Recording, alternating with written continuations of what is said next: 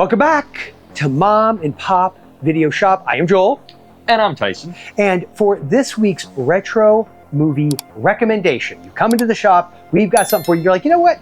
I'm in the mood for an early 2000s neo-noir crime thriller, but one that was directed by a guy that's mostly known for awesome over-the-top horror movies and Honey, I Shrank the Kids, or Shrunk the Kids, how do you say it? Honey, I Shrunk the Kids? Yeah. Say what now? Did he write that? Yes, he did. I would recommend to you, pull it off the shelf here,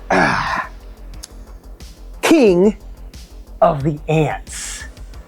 King of the Ants is a 2003, as I said, neo-noir crime thriller directed by Stuart Gordon. The back of the box reads as follows: Ray needs somebody dead. Sean will do anything for money. A double cross was never part of the deal.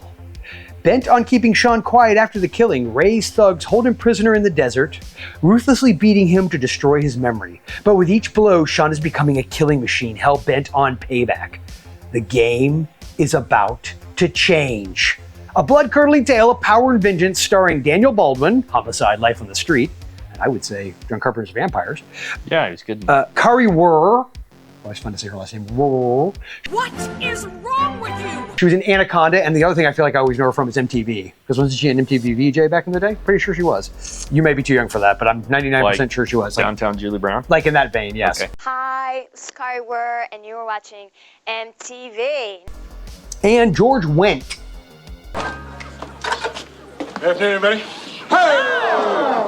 Norm! In-house. Yes, in-house, yes. I met him in Las Vegas. Yeah, that's very cool. All right. Well, I will say this is also probably the most non-George Wendt role you could imagine him playing. Like, this is not Norm. This is not the neighbor from House. This is a whole different Gotcha. guy, yeah. And now for something completely different. So, King of the Ants, I remember they covered it in Fango, even though it's not a horror flick, okay? So it is I would say is a true crime thriller.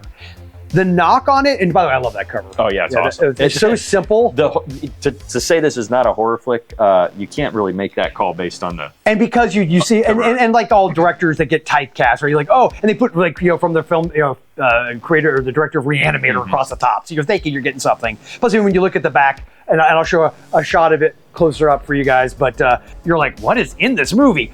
It is a crime thriller, okay? So it's early 2000s, and it has those early 2000 vibes. I had not seen this in 20 years, because it came out 2003, and I just watched it for the first time since then, a day or so ago.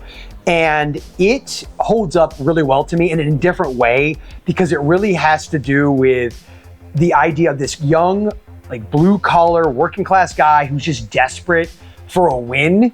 And he gets involved with these corrupt land developer types, and they sort of make him the fall guy for their crime. Yeah. Interestingly, Ron Livingston, the guy who was in Office Space, of course, and Band of Brothers, right? Band of Brothers. He's in this, but he's uncredited.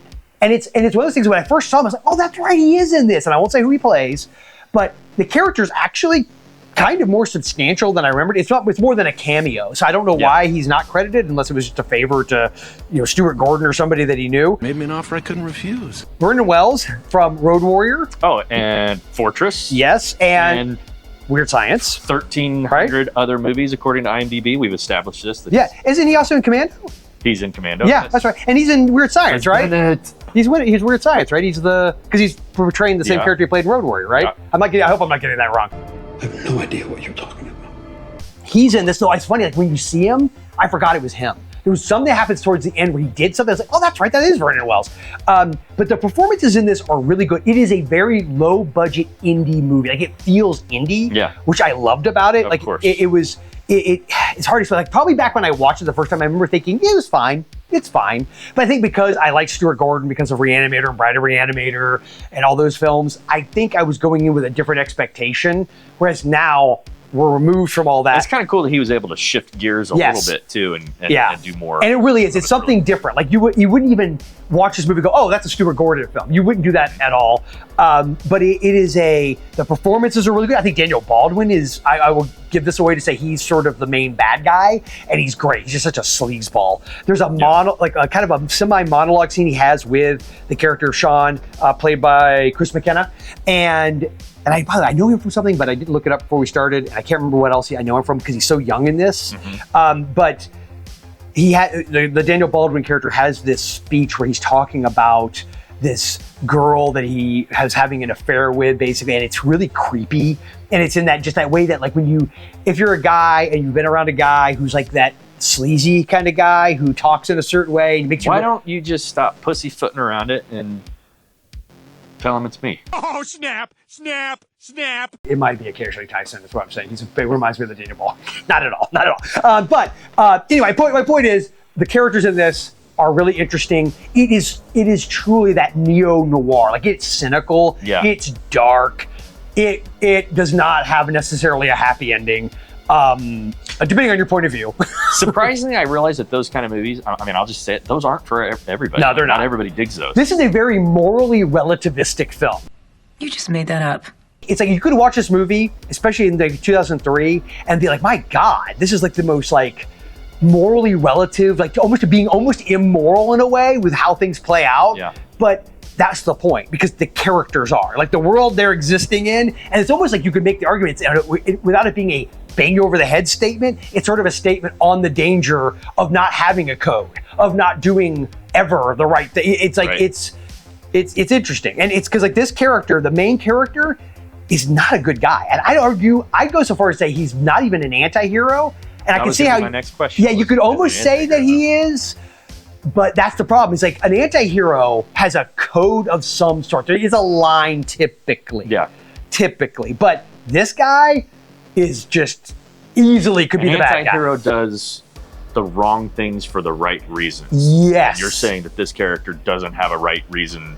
In the end, not really. No, I mean, it's hard to come up with one. You know what I mean? But it's an interesting movie. So, King of the Ants, for me, I'd say this is a 4. You know what? No, it's a 5 caper. We do that every time. Yeah, it's petty. I need like a CGI chitsy. Yeah, we did. I should add that in. But because it's so weird, different, and nobody ever talks about it. Like it's never, when people are talking about Stuart Gordon films, no one ever mentions King of the Ants.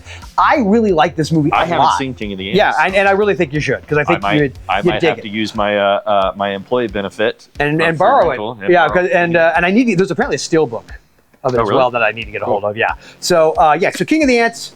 Have you seen it? What did you think of it? Let us know in the comments below if you like it, if you don't like it. I'd say this one, do be careful with spoilers, just because. Although so far people who leave comments for us have been very good. Like they don't like go out of their way to be, spoiling everything.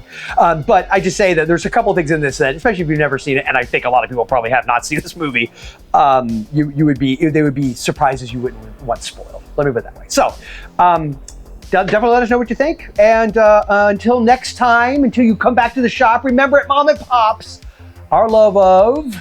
We brought it up earlier, and this may cause some controversy, but I'm going to say John Carpenter's Vampires. Never stops. Jack Crow.